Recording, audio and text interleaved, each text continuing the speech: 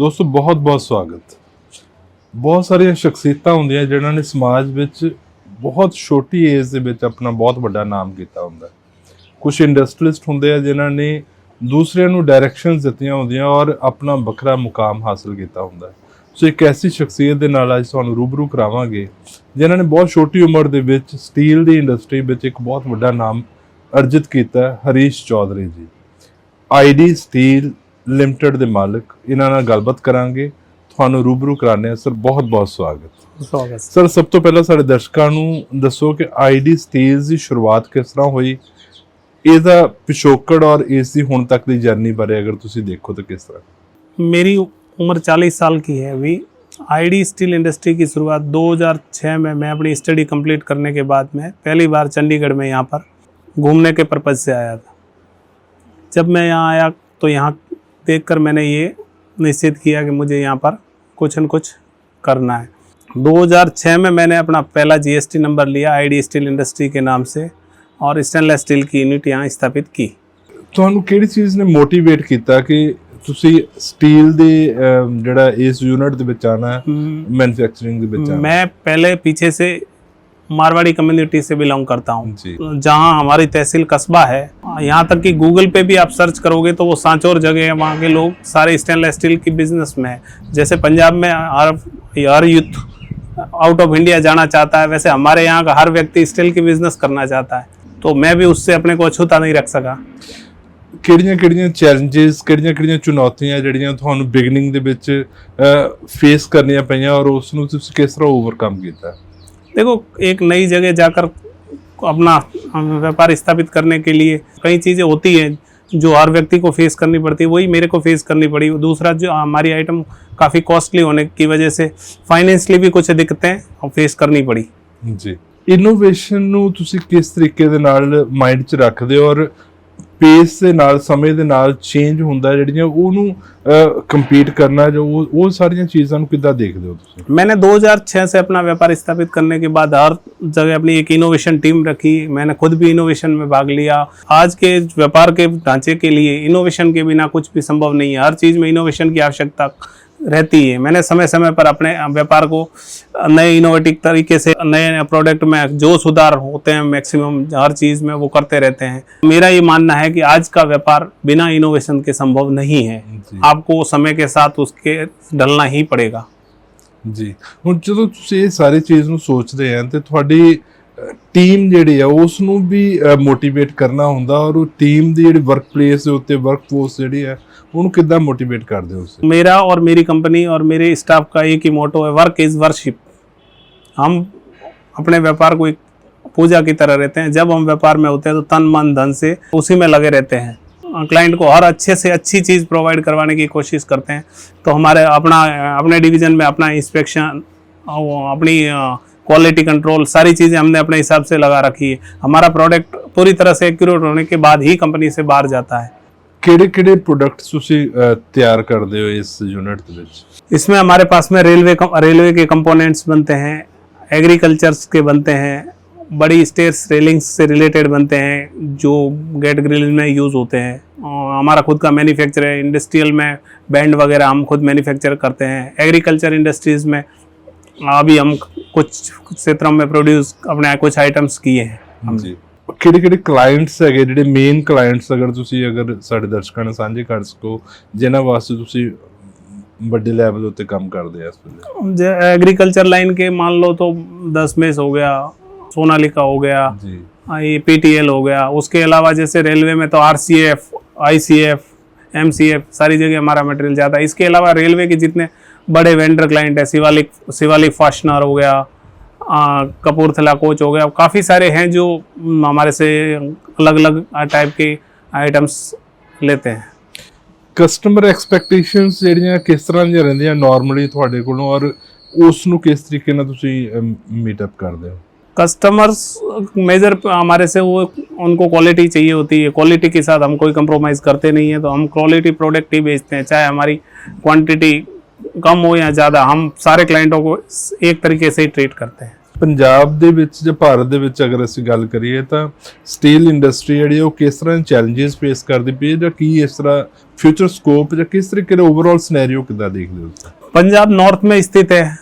बाकी जैसे हमारा जो नियर बाई मान लो स्टेनलेस स्टील की जो सबसे बड़ी मार्केट मानी जाती है वो मुंबई मानी जाती है, तो मुंबई के आसपास के स्टेटों में थोड़ा फ्रेट या सारी चीज़ें इजीली अवेलेबल होती है।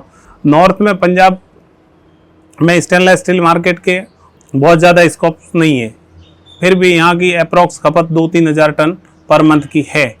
ਓਵਰ ਦ ਈਅਰਸ ਅਗਰ ਅਸੀਂ ਗੱਲ ਕਰੀਏ ਤਾਂ ਆਈਡੀ ਸਟੀਲਸ ਕਿਸ ਤਰੀਕੇ ਨਾਲ ਇਵੋਲਵ ਹੋਈ ਸਮੇਂ ਦੇ ਹਿਸਾਬ ਨਾਲ, ਕਿੱਥੋਂ ਸ਼ੁਰੂਆਤ ਕਰਕੇ ਅੱਜ ਤੁਸੀਂ ਕਿੱਥੇ ਤੱਕ ਪਹੁੰਚੇ, ਥੋੜਾ ਜਿਹਾ अगर साढ़े दर्शकों 2006 में मैंने अपनी कंपनी एस्टेब्लिश की, तो मेरी पहले साल की टर्नओवर अप्रॉक्स 1 करोड़ के आसपास थी।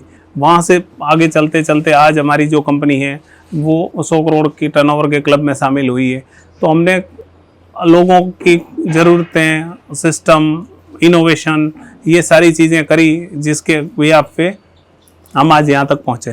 ਬਹੁਤ ਸਾਰੇ ਯੰਗ ਇੰਟਰਪ੍ਰੀਨਿਓਰਸ ਜਿਹੜੇ ਆ ਤੁਹਾਨੂੰ ਸੁਣ ਰਹੇ ਆ, ਦੇਖ ਰਹੇ ਆ ਔਰ ਬਿਜ਼ਨਸ ਆਉਣਾ ਚਾਹੁੰਦੇ ਆ, ਕੀ ਗੁਰੂ ਮੰਤਰ ਕੀ ਹੁੰਦਾ ਬੇਸਿਕਲੀ, ਕਿਸ ਤਰੀਕੇ ਦੇ ਉਹਨਾਂ ਨੂੰ ਐਡਵਾਈਸ ਕਰਨਾ ਚਾਹੋਗੇ ਤਾਂ कि वो भी जिंदगी ਦੇ ਵਿੱਚ अपनी कामयाबी ਦੇ मुकाम पे पहुंच? देखो, भारत में आज की तारीख में व्यापार के लिए बहुत ज़्यादा मौके स्थापित हो रहे हैं। मेक इन इंडिया के तहत सरकार भी हर जगह PIL स्कीमें, इजी फंडिंग, कई ज़रूरतें आज की तारीख में करवा रही है। तो हम हर व्यक्ति को उस लाइन में आगे बढ़ने की संभावना बहुत ज़्यादा हो गई है। ਉਹ ਸਟਾਰਟਅਪਸ ਜਾਂ ਇਹੋ ਜਿਹੀਆਂ ਜਿਹੜੀਆਂ ਸਕੀਮਸ ਹੈਗੀਆਂ ਮੇਕ ਇਨ ਇੰਡੀਆ, ਇਹ ਕਿੰਨਾ ਕੁ ਸਕਿੱਲ ਇੰਡੀਆ ਕਿਸ ਤਰੀਕੇ ਦੇ ਨਾਲ ਮੋਟੀਵੇਟ ਕਰਦੀਆਂ ਔਰ ਕਿੰਨਾ ਕੁ कारगर साबित हो रही है ਤੁਹਾਡੇ? देखो, पंजाब देश के उन स्टेटों में आता है जहाँ पर आप इनोवेशन का हब मान सकते हैं। जुगाड़ शब्द अगर कहीं से इस शब्द की उत्पत्ति हुई तो वो पंजाब से हुई है। पंजाब के आप छोटे से छोटे गांवों में या कहीं भी किसी भी क्षेत्र में जाओगे तो वहाँ कोई ना कोई प्रोडक्ट बनता ही होता है। मेरे हिसाब से देश में अगर आप टेक्नोलॉजी के हिसाब से आप देखेंगे तो पंजाब नंबर 1 है। एग्रीकल्चर इम्प्लीमेंट जो बन रहे हैं वो पंजाब पूरे इंडिया में अगर सबसे ज़्यादा बन रहे हैं तो कहीं पे पंजाब में बन रहे हैं। तो मोटे तौर पर आप कह सकते हो कि यहाँ के लिए गवर्नमेंट अगर ये मेक इन इंडिया या एंटरप्रेन्योरशिप वगैरह जो भी देती है, बहुत ही ज़्यादा स्कोप है। ਆਉਣ ਵਾਲੇ 10-15 ਸਾਲਾਂ ਬਾਅਦ ਅਗਰ ਤੁਸੀਂ ਕੰਪਨੀ ਨੂੰ ਸੋਚਦੇ ਆ ਤੇ ਕਿਸ ਲੈਵਲ ਤੇ ਸੋਚਦੇ ਆ ਕਿ ਕਿੱਥੇ ਕ ਆਪਣੇ ਆਪ ਨੂੰ ਪਾਉਂਦੇ ਹੋ ਤੁਸੀਂ? देखो, हमारा जो विज़न है वो हर दिन का नया है। हम अपनी कोशिश में पूरी तरह से जितना मैक्सिमम इसको बड़ा कर सकते हैं वो कोशिश कर ही रहे हैं।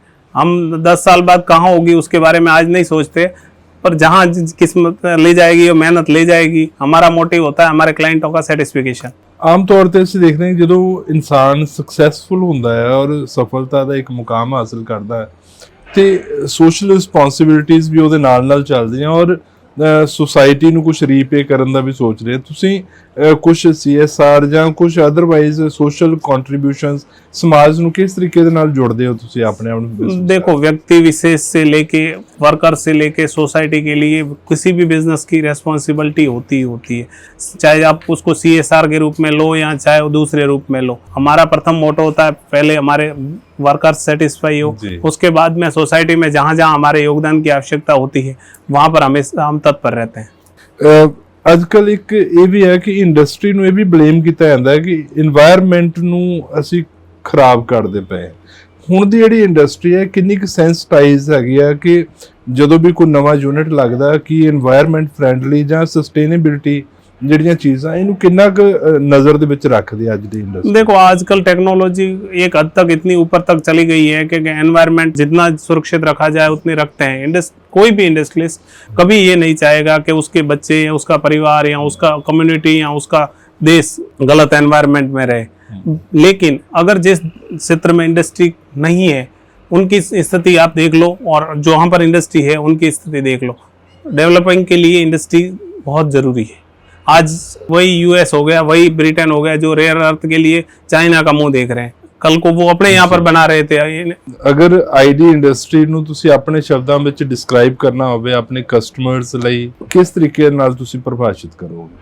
आईडी स्टिल बेसिकली एक विश्वास है ग्राहकों का जो हमारे प्रति, आप कह सकते हो कि उनकी एक ऐसे व्यक्ति से डीलिंग हो रही है जो अपने शब्दों पर कायम रहता है जी और जो उनके प्रोडक्ट अपने से ज़्यादा उनके प्रोडक्ट का ध्यान रखने की कोशिश करता है। जैसे अगर क्लाइंट को अच्छे से अच्छी क्या चीज़ मिल सके उसके लिए एंटरप्रेन्योरशिप लगा रहता है जी नए इनोवेशन में।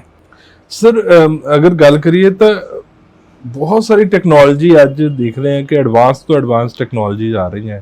ਤੁਸੀਂ ਕਿਸ ਤਰੀਕੇ ਦੀ ਮਸ਼ੀਨਰੀ ਜਿਹੜੀ ਹੈ ਆਪਣੇ ਪਲਾਂਟ ਦੇ ਵਿੱਚ ਐਸਟੈਬਲਿਸ਼ ਕੀਤੀ ਹੈ और ਇਹਦੇ ਵਾਸਤੇ ਤੁਸੀਂ ਕਿੰਨੀ ਕੁ ਜਦੋਜਹਿਦ ਕੀਤੀ ਸਾਰੀ ਨਵੀਂ ਟੈਕਨੋਲੋਜੀ ਲਿਆਉਣ ਲਈ? देखो कोई भी प्लांट स्थापित करने में जदोजहद तो रहती है, पर मैंने अपने इंडस्ट्री में एक से एक बढ़ के मशीनरी से स्थापित की। आज की तारीख में ट्राई सिटी में सबसे हैवी ड्यूटी मशीनरीज मेरे पास अवेलेबल है, जिसमें आप 6 किलोवाट 12 किलोवाट तक की लेज़र हमारे पास अवेलेबल है। CNC बेंडिंग 5 मीटर तक की हमारे पास अवेलेबल है। बड़े से बड़े साइज़ के turning centre, VMC, laser welding, सारी चीज़ें हमारे पास इन हाउस अवेलेबल है। जी अगर गल करिए तो थोड़ा जिहा अपने ਪਰਿਵਾਰ ਦੇ ਨਾਲ ਵੀ ਸਾਡੇ ਦਰਸ਼ਕਾਂ ਨੂੰ ਤੁਸੀਂ ਕੌਣ ਤੁਹਾਡੀ ਫੈਮਿਲੀ ਵਿੱਚ किस तरीके ਦੇ ਨਾਲ थोड़ा ਜਿਹਾ ਤੁਸੀਂ ਦੱਸੋ। यहाँ पर चंडीगढ़ में जैसे कि मैंने आपको बताया मैं ही आया था और मैंने यहाँ पर ये अपना व्यापार स्थापित किया। मेरे पिताजी राजस्थान में हैं, हम एक किसान पृष्ठभूमि से है। मेरे पिताजी बेसिकली किसान हैं, खेती भी हमारा काम है, उसके अलावा हमारा वहाँ पर व्यापार भी है जी ग्रामीण लेवल पे। बड़े भाई साहब है जो वहाँ पे अनाज का बिजनेस करते हैं। जीरा हमारे यहाँ पर की सबसे बड़ी पैदावार है, जो कि हमारा जो क्षेत्र है वो जीरे का सबसे बड़ा पैदावार है, जहाँ से भारत के और विश्व के हर कोने में जीरा वहीं से जाता है। सो अपने शब्दों के उत्ते कायम रहना, अपने कस्टमर्स के इंटरेस्ट का ख्याल रखना और हमेशा जिहड़ा है कुछ ना कुछ नया करना, इनोवेशन नवी टैक्नोलॉजी लैके आना और एग्रो प्रोडक्ट्स जिन्ने भी तैयार होंगे ਉਹਦੇ ਵਿੱਚ बेस्ट क्वालिटी प्रोड्यूस करना। ID स्टील्स का एक महत्वपूर्ण आस्पैक्ट ਜਿਹੜਾ ਸਾਨੂੰ ਦੇਖਣ ਨੂੰ ਮਿਲਿਆ। ਅਸੀਂ ਵਿਜ਼ਿਟ ਵੀ ਕੀਤਾ और ਅਸੀਂ ਦੇਖਿਆ ਕਿ ਕਿਸ ਤਰੀਕੇ ਨਾਲ ਬੈਸਟ ਕੁਆਲਿਟੀ ਪ੍ਰੋਡਕਟਸ ਜਿਹੜੇ ਉਹ ਤਿਆਰ ਹੁੰਦੇ ਆ। ਸੋ ਆਸ ਕਰਦੇ ਹਾਂ ਕਿ ID ਸਟੀਲ ਆਪਣੇ ਖਪਤਕਾਰਾਂ ਦੇ ਆਪਣੇ ਕਸਟਮਰਸ ਦੇ ਇੰਟਰਸਟ ਜਿਹੜੇ ਆ ਇਹਨੂੰ ਇਸੇ ਤਰੀਕੇ ਦੇ ਨਾਲ ਪੂਰਾ ਕਰਦਾ ਰਹੇਗਾ। ਆਸ ਕਰਦੇ ਹਾਂ ਕਿ ਤੁਸੀਂ ਇਸ ਸਾਡੀ ਅੱਜ ਜਿਹੜੀ ਗੱਲਬਾਤ ਹੈ ਇਸ ਨੂੰ ਜ਼ਰੂਰ ਸੁਣੋਗੇ और ਇਸ ਤੋਂ ਭਰੋਸਾ ਵੀ ਹਾਸਲ ਕਰੋਗੇ ਕਿ ਕਿਸ ਤਰੀਕੇ ਨਾਲ ਕੋਈ ਵੀ ਇਨਸਾਨ ਛੋਟੀ ਜਿਹੀ ਸ਼ੁਰੂਆਤ ਕਰਕੇ ਬਹੁਤ ਵੱਡੀ ਮੰਜ਼ਿਲ ਜਿਹੜੀ ਹਾਸਲ ਕਰ ਸਕਦਾ। ਸਾਡੇ ਨਾਲ ਗੱਲਬਾਤ ਕਰਨ ਲਈ ਬਹੁਤ ਬਹੁਤ ਸ਼ੁਕਰੀਆ ਸਰ। Thank you. धन्यवाद।